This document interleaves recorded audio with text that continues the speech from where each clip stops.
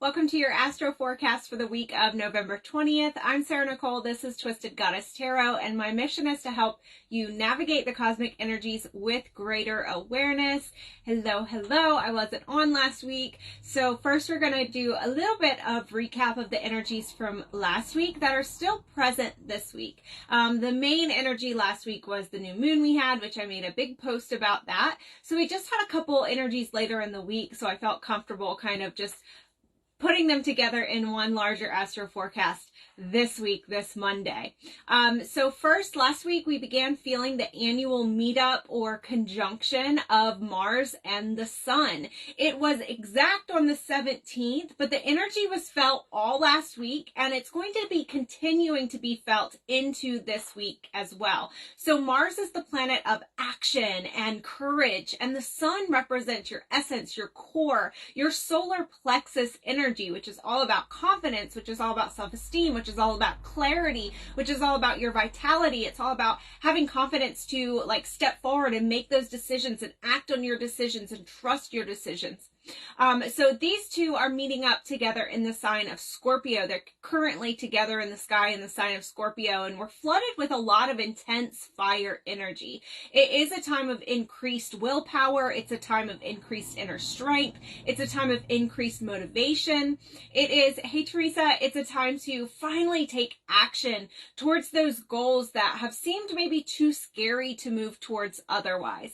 Now, I've been hearing from a lot of my energy sensitive friends that they've not been feeling the high energy. They've not been feeling that motivated, go get 'em energy, right? Rather, they've been feeling exhausted. Like they've been having to navigate or integrate a lot of incoming energies. And so we can feel both. It depends on how you integrate these energies. You can be having those, one of the reasons I really wanted to talk about this, because a lot of what I'm reading about the Mars and Sun conjunction is all about high energy coming in and feeling motivated. And while that is true, that's what we want to be feeling. The fact of the matter is if you're somebody who's energy sensitive and all of a sudden we have these intense, high motivation, high energy, Mars and the Sun, fire, solar plexus coming together and beaming at us, it can almost feel too much to where that high energy ultimately actually ends up wearing us out, because it's a lot of energy to bring in and to navigate and to integrate through. So this high energy can either motivate or it can cause you to feel burnt out before you even start. And so I think that's what a lot of my energy sensitive friends are feeling, is they're feeling that Mars and Sun conjunction, and it's making them feel burnt out because there's so much energy to integrate before they even get to utilize that high energy coming in. So if you've been feeling burnt out, or if you've been feeling exhausted from the incoming energies, this is a sign that there's too much Mars energy being felt, and that you may need to spend some time in your favorite grounding practice to come back into the body, because you see Mars rules Aries, which rules the head. So when we have all of this energy coming in and it's directed at the head, since that is the part of the body that Mars rules, we've got to take that and we've got to ground that into the body, okay? So while grounding practices are typically very relaxing and bringing us back to earth and getting us back centered and getting us back into a peaceful state, for this, getting a lot of Mars energy, we actually need to take that high energy Mars energy from the head and ground it into the body in order for us to feel that motivation and that energy that we're being promised with this Mars-Sun conjunction, but that you might not be feeling. You might just be feeling burnout and exhausted before actually getting to tap into it and utilize it. So favorite grounding practice, really be doing that over the next couple days as we're still really feeling that Mars and Sun conjunction, okay? Also, yesterday we have Goddess Asteroid Pallas Athena moving into Scorpio, where she's going to stay until February 6th of 2024. So Pallas represents our creative intelligence, our strategy. While Mars is the god of war, representing our skills, Pallas reminds us that how you use your skills is really what determines the outcome of the battle. So in Scorpio, Pallas can see past the smoke screen. She reminds you to to use your gut in your decision making, your emotional intelligence. Pallas in Scorpio also reminds you to keep some of your moves to yourself until you're ready to act. Not secretive, but private. There's a difference. And lastly, Pallas in Scorpio is not afraid to use her shadow side strategically. Okay, so that's the energy we have right now. Going until February with our strategic planning, with our emotional intelligence, right? So this week, we're starting off the week on Monday, November 20th, with a first quarter moon at 27 degrees of Aquarius. So the first quarter moon occurs when the sun creates a challenging square aspect to the waxing moon, while the energy of the moon is building, is growing, is increasing. This square aspect pushes you to action. It creates sort of a crisis mode, tension, if you will, making the themes of the first quarter moon focus, momentum, and facing your fears.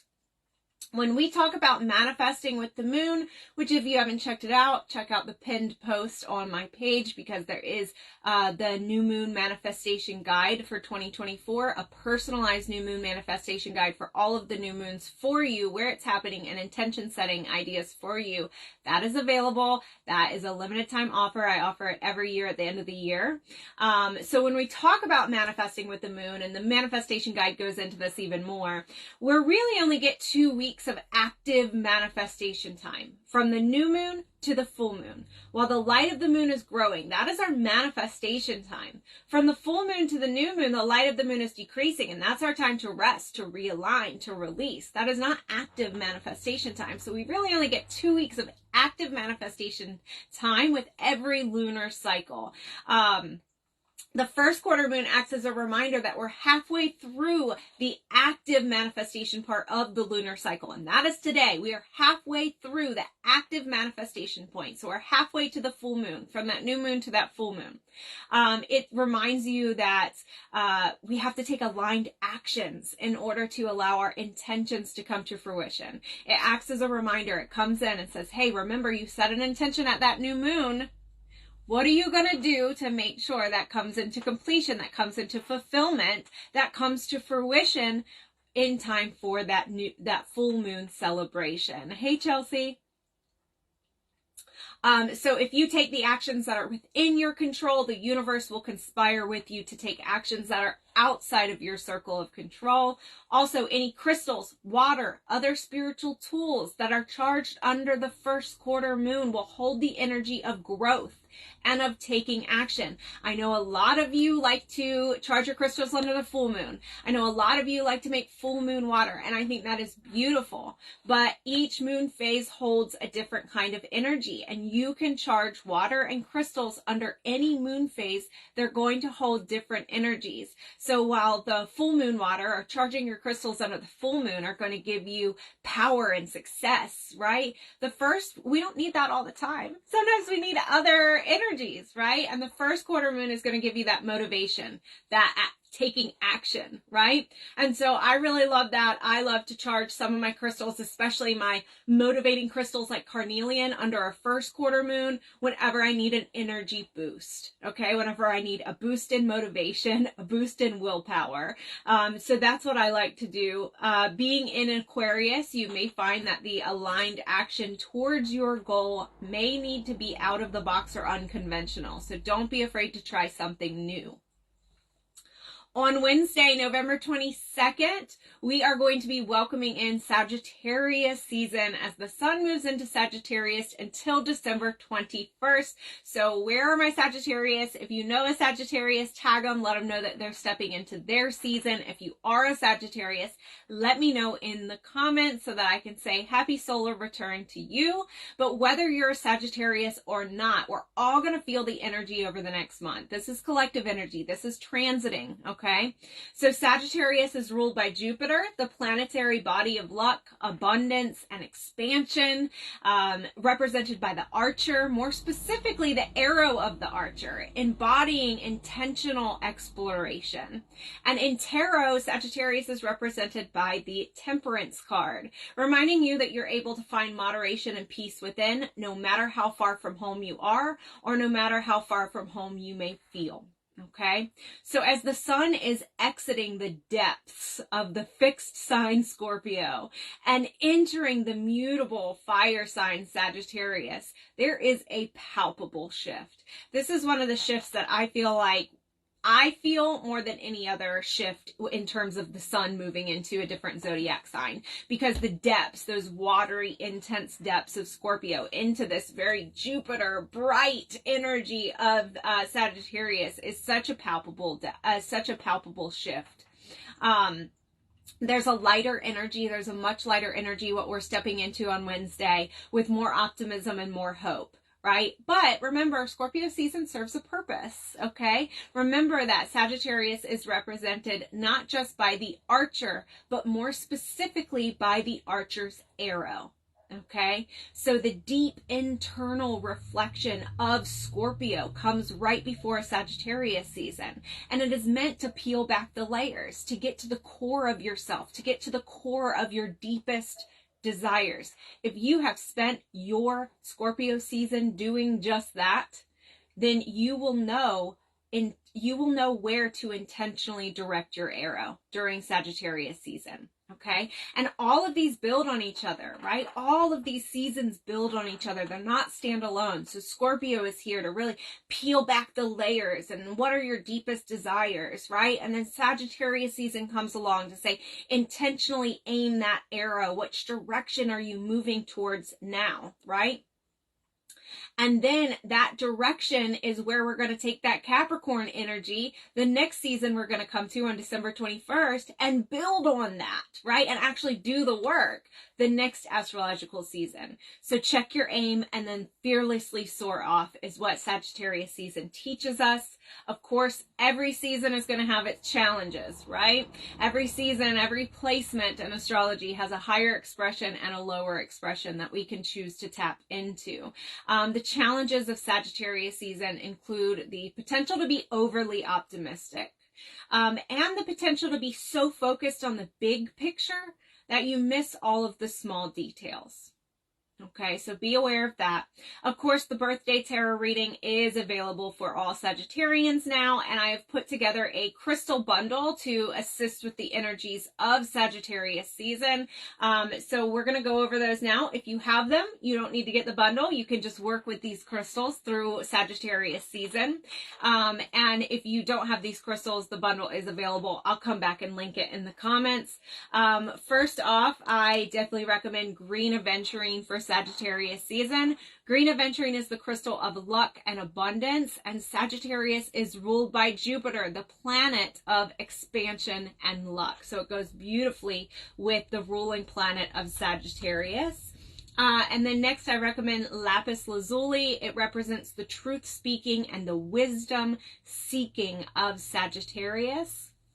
I recommend Dalmatian jasper. Dalmatian jasper is both uplifting and protective. Okay, it's very playful, but it's also still very grounding and nurturing and protective energy. So this brings grounded energy to the adventurous Sagittarius while still maintaining that unbridled enthusiasm for life. So I love Dalmatian jasper for Sag energy. Labradorite, of course.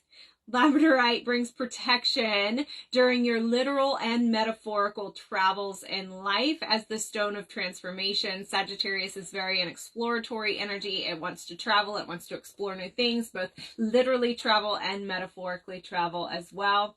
And then last, I like fluorite for Sagittarius energy because it brings clarity and focus to the archer.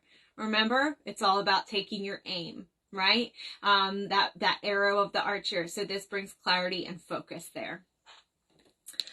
So those are the crystals that I recommend for Sagittarius season to work with together if you can. Moving on, we have Friday, November 24th. We have Mars moving into Sagittarius until January 4th. So Mars, again, we talked about Mars earlier in the Astro forecast, is the planet of action and courage. And while it's in the sign of the Archer, this is a really great time to take aim and get clear on what direction you want to put your energy. This is very exploratory energy. So if you feel like you aren't getting a lot done between November 24th and January 4th, that's okay, right? It's okay. Don't put pressure on yourself to see results during that time.